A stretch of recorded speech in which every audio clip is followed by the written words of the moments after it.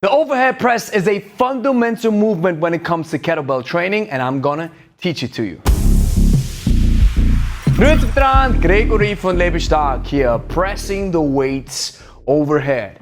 Fundamental and very important in kettlebell training. There's a couple of ways how you can do it, and I'm gonna show you the two most bang for your buck variations right now. Now, before we start pressing weights overhead, we want to see what your upper body mobility is like. Based on the experience with our clients, we can tell that most people have problems up here. So let's try to open up the thoracic spine, the shoulders, before we try pressing weights overhead. And I guarantee you, if you're doing this for the first time, it's gonna be a tough workout. So the first drill that I want you to do is very simple.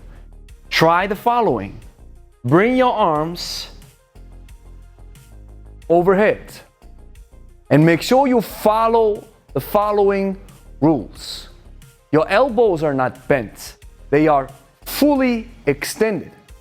And when you take a look at the side view, you don't want your neck to be sticking out like this. We call this the chicken neck. We want you to have your neck in here. And the arms are not out there. Your arms are up here, right inside your center of mass. So if I had weight overhead right now, it would be pointing down towards the middle of my foot. Now try this a couple of times. Extend your arms fully, no slack in the elbows, and come down. Back up, down. And what we are trying to do is we want to loosen these imbalances and this tightness, this high tone in your muscle, especially in the shoulder and the back area, to really loosen up your shoulder joints. Now this is very crucial, because if you don't do this, then you'll be always pressing in a very strange manner, or you will be compensating because your muscles are not aligned perfectly.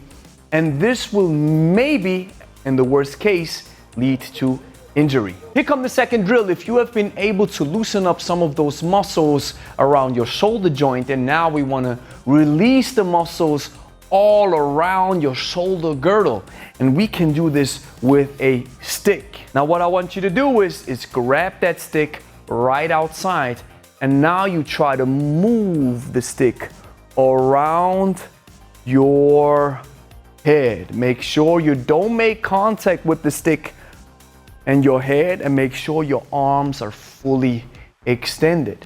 Now this is a very beautiful unloaded drill that really releases the tension in your muscles and lubricates the joints. So let's check out the two best ways on how to press a kettlebell overhead.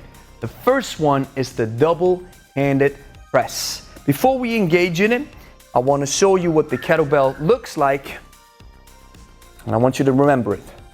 This is the kettlebell window, this is the handle, and this is the bell. So now, with the double-handed grip, I engage in a so-called CrossFit grip. I love this term because I see a lot of CrossFitters use this. You point your thumbs inside the window and fingers outside the bell. And the way we're gonna pull the weight up is the following. Grab the handle, thumbs inside, fingers on the bell, pull it up, and then you switch the grip. So now the handle points toward your chest. And now you try the following. You try to press the weight overhead. Boom. Fully extended. And then you come down. With the breathing pattern, we want to make it very easy. Breathe out while still keeping tension in your abdominals. Breathe out when you're down. Now I want you to make sure that your elbows are marrying each other. So that means they stay connected. Sometimes marriage is a difficult thing, right? But in that case, your elbows try to stay connected. Don't flare out. Make sure they look towards each other. That way, we keep your shoulder in a nice and safe position. So let's check out the single-handed press. It's not as easy to do. Let me show you how you can grab it without having to master the clean first. The clean is a fundamental exercise that will help you move the weights around in your left arm or in your right arm and engage in all different type of exercises. Now you stick your hand inside the window that the middle part between your thumb and your index finger connects with the handle, and the lower part of the handle connects with your forearm. It looks like this. Going down to the bell, sitting down to a squat. Now, as you can see, I'm shoving my hand, we all also call it spearing the kettlebell, inside the bell. I'm closing the fingers. I don't have no contact with the palm. Now I'm grabbing the lower part of the bell. Now I'm able to support it without hurting my lower back, and now I'm racking the weight. When I go into the overhead top fixation, I slightly externally rotate the arm to make sure that the handle goes to the top first and the bell travels with it. Once I'm on top, as you can see, my thumb is pointing backwards. The bell pulls laterally down, so that means outside my center of mass. That way I can use skeletal support.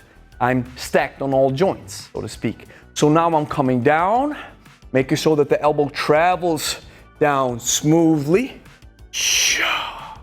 And I'm down in the rack rest position. Breathing pattern is the same.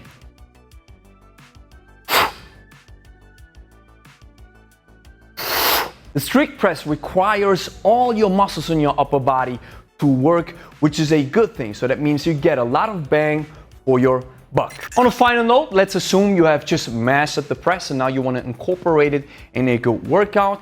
I would do it very easy. We always love the KISS principle. Keep it simple, stupid. The first exercise that I'm going to start with is the double-handed press. So what I'm going to do is 1 minute engaging in a press that equals about 8 to 10 reps. So 1 minute engaging with the press.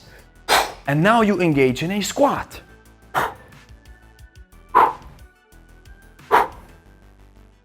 For 60 seconds. Then you step back and say, okay, let's get back into the press. And maybe now I want to engage in the single hand press. 30 seconds with the left side and then 30 seconds with the right side.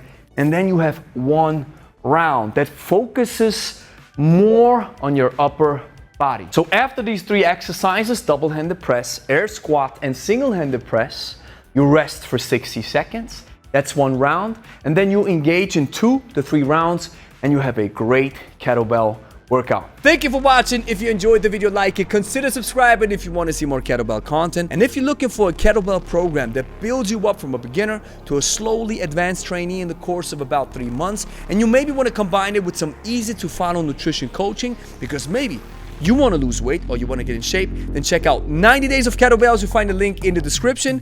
14-day free trial included.